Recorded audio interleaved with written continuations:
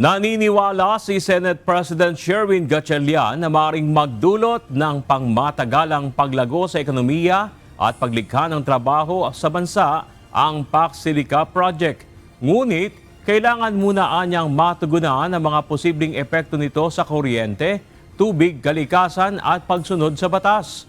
Tiniyak naman ng Bases Conversion and Development Authority o BCDA na pag-aaralan nito ang pagkakaroon ng sariling power facilities, surface water harvesting, rainwater storage at desalination upang hindi maapektuhan ng supply para sa mga residente at iba pang industriya.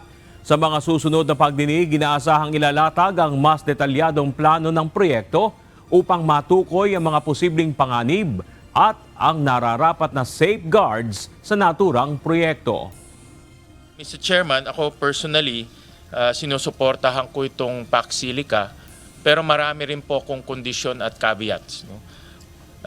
Tulad po ng mga negosyo, pagpapasok ko sa isang negosyo, may mga risk, may mga caveats, may mga conditions. At yun po ay dapat ho nating pag-usapan ngayon, at tama ho kayo, no, na dapat rin bantayan po ng ating komite. So isa pong tinitingnan namin ngayon ay itong mga baseload para kagaya po ng LNG.